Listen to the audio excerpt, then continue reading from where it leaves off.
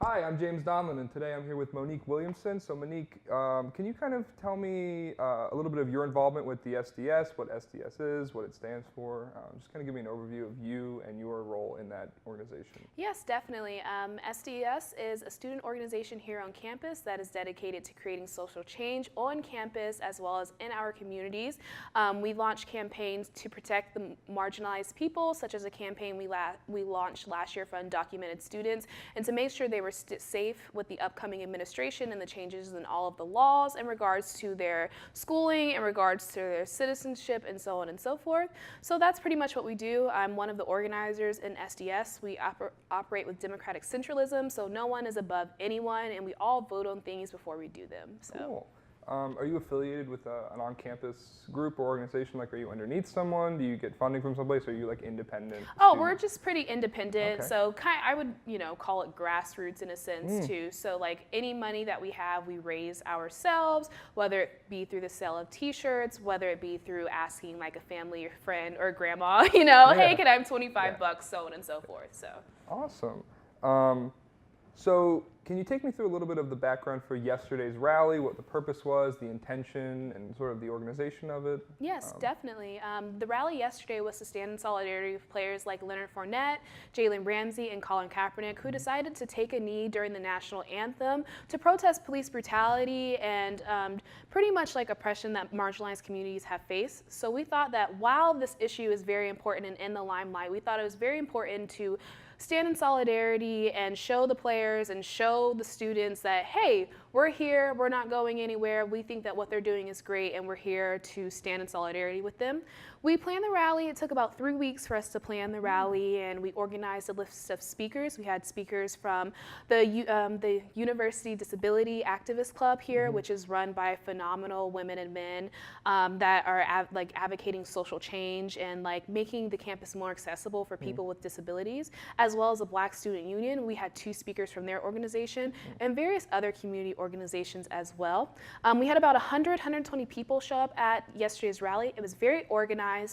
While there were 10 to 15 counter protesters, the rally remained peaceful, and we actually remained separated, which was the beautiful part of it. And the rally was very organized in a sense that we didn't have any disruptions, so very grateful for that. Cool.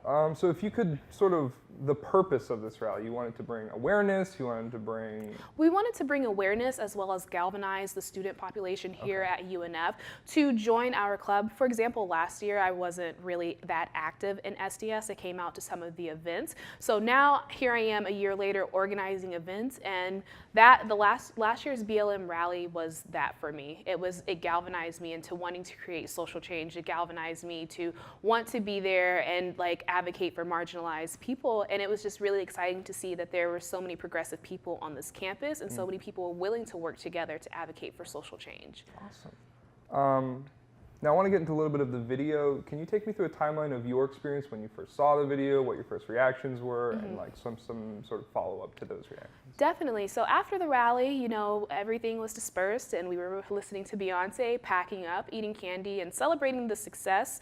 I saw the video at first about an hour or so after the rally, around 4:30 or so, around that time, and I was just like, oh my goodness, what is this, So a member of the Black Student Union created a Snapchat hashtag, kind of, Black Lives Matter, and Zachary Morris, a freshman student here at UNF, decided to post a video in that hashtag saying, here's what really happened at the Black Lives Matter rally, and then they were imitating kind of apes and monkeys and so on and so forth. So when I saw that video, I just was kind of speechless for a moment because I couldn't believe that, one, someone would be so racist and post that, and two, that someone would post it so publicly, because it's 2017, so. Did the organization meet and speak on this? Did you guys have communication? Was there an action How did you get a plan of action going for as far as the organization of SDS? As far as the organization of SDS, we joined and we talked to the Black Student Union, we talked to other clubs here on campus to try to formulate a plan and form a response to this. So SDS decided to put out a statement asking President Delaney to disavow this and to let it be known that racists and bigots are not welcome here at UNF and that this behavior will not be tolerated. So we had a list of demands that we had at the rally. So we're going to be pushing those demands, some of which include making UNF more diverse, hiring more professors of color, having more mental health counselors of color, so on and so forth, to represent the student population. So while it is unfortunate that this video was posted, it kind of shows why we need this diversity training. It kind of shows why we need an African American studies program so people can learn about the culture and learn about Black and brown people and not have like the stench of racism on this campus. So the letter to the editor you had posted and given to Spinnaker Media, is that a adaptation of the demands that the SDS had made earlier this year when they approached President Delaney? Do you know what I'm referring to? Yes, I know what you're referring to. When we approached President Delaney when we had the Undocumented Students campaign. So it's kind of an adaptation of those demands. While the demands are different, the goal is still the same, and that is for the president to meet those demands. So we released a statement. The demands list is coming soon on the page. We just wanted to go ahead and release a statement while people are still thinking about it so they know we're not sitting here standing silently while we see this happening. So. Okay. So in your most recent letter in response to the video, you cited that you demand the administrators who do not take this seriously be removed from their positions. Is there anyone specifically you had in mind? Is there a reason you have that in there? Has something happened in the past? Like that's something in this letter. I just want some more clarification on that. Oh, definitely. So when we thought about that demand, we thought about how silence oftentimes can be seen as kind of agreement.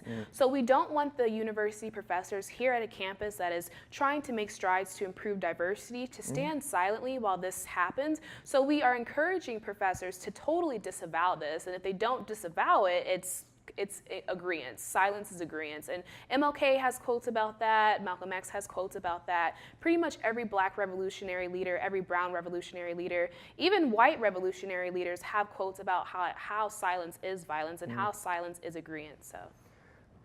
Were there any legal actions taken from SDS or the Black Student Union? You said you were in contact with them. Was there a police report? Was there anything as far as the law involved when you saw this video? No, we have not contacted the University Police Department because no laws have been broken.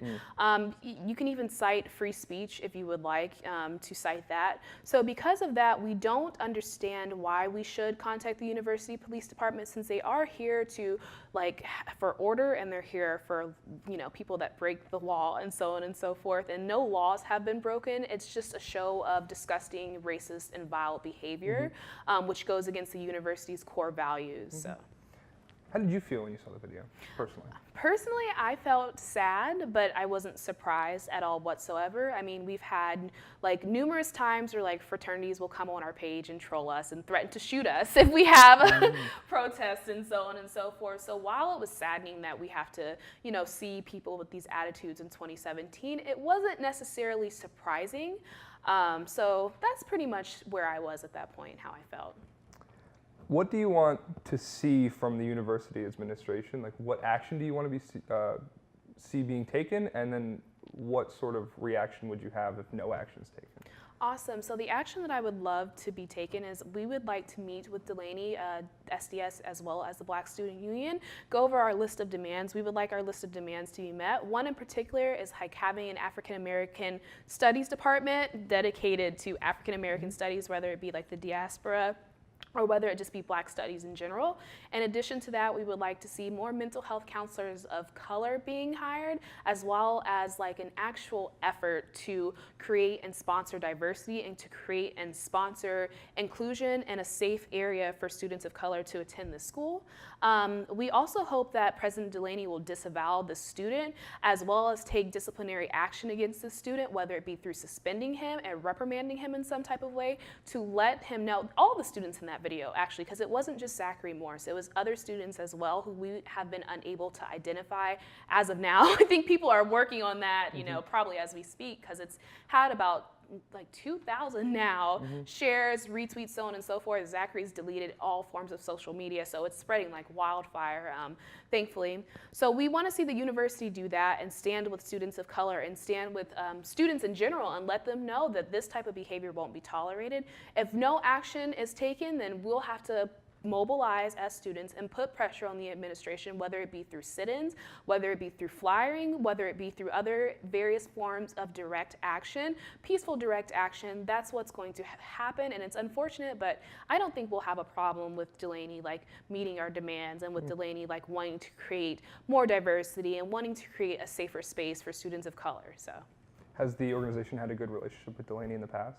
Well, you know, we don't have an issue with Delaney at all whatsoever. I mean, when we launched the Undocumented Student Campaign, his office did meet with us. There was another gentleman that they invited in there as well who I guess President Delaney thought he was with us, but he wasn't. I mean, he was offering up very racist and very bigoted ideas as well. And then at the end of the meeting, Delaney was like, I thought he was with you guys. You know, I'm sorry. I'm like, no.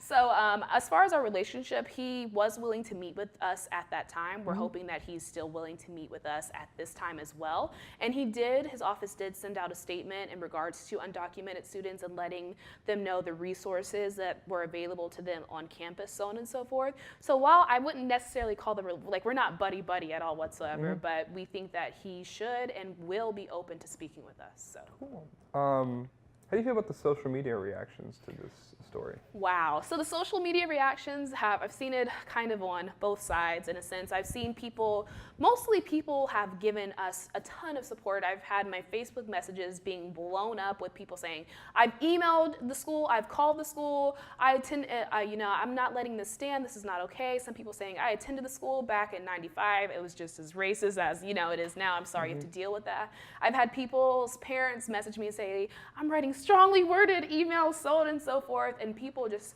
asking like, hey, how can we help? And on the other hand, we've had just straight up neo-Nazis, racists, and white supremacists coming on and saying, well, black people are monkeys. Well, what was so wrong about what he said? And calling people the N-word and saying very like nasty stuff, which I've tried to fill up the comments with like MLK quotes and, like videos and cat pictures and stuff like that to try to drown out the racists that come out. We've also had people that have taken a centrist position and said, yeah, well, he has freedom of speech. And yes, while that may be true, freedom of speech on this campus, like that's a great thing. I think we should foster that as well. However, it doesn't give you the right to say something racist, and it doesn't give you the right to be protected from backlash when you say racist comments publicly. So. Why do you think things like this happen at colleges with young people, more specifically in that demographic? I wish I had the answer for you, because it's sad because this is considered an institution of public or higher education, and these things are still happening. So I can't even say that it's ignorance, because it's not, because Zachary Morse is, well educated. UNF is like the best school ever. I hate to brag, but so he's well educated. He goes to an amazing school. I think that this is ugly behavior that was learned. And I mean, you're in college now, so it's very easy to unlearn those behaviors. But if you don't make a choice to unlearn them, then this is going to keep happening over and over again.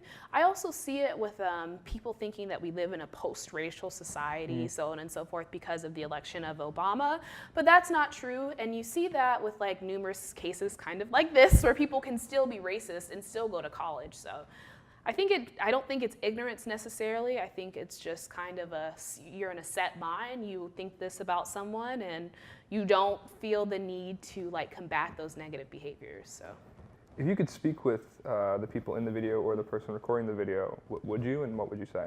I don't necessarily think that I would speak with them personally, because I don't have any desire to.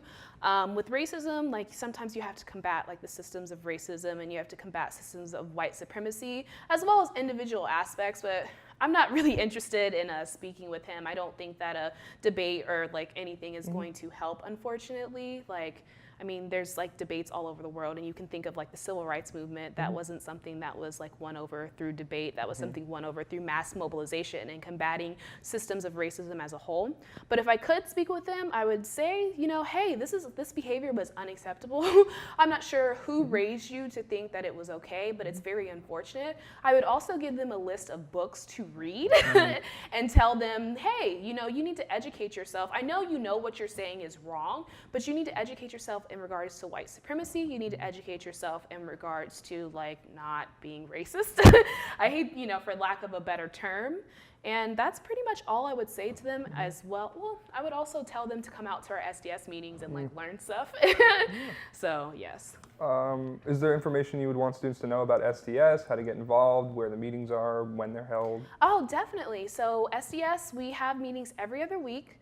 We actually have a Halloween social on October 31st at 6:30 p.m. We meet in the Student Union, room 3806, and we're awesome, super friendly. We have a ton of literature if you love to read. It's honestly a group of wonderful like students. And please come out to our events, and please come out and get more involved. You can also follow us on Facebook at UNF Students for a Democratic Society. And if you have any questions, or you have a desire to start a panel or a desire to call a rally and you need help organizing, please feel free to contact us. So our door's always open. Cool. Is there anything else you want to say? Anything else? You're good? Yep. Awesome. Cool. So I've been James Donlin with Spinnaker Media. I'm here with Monique Williamson, and thank you for coming and thank you for speaking with me. No problem. Thank you for having me. For more updates with this story and other ones like it that would pertain to the UNF area, check out unfspinnaker.com and keep posted with Spinnaker Media.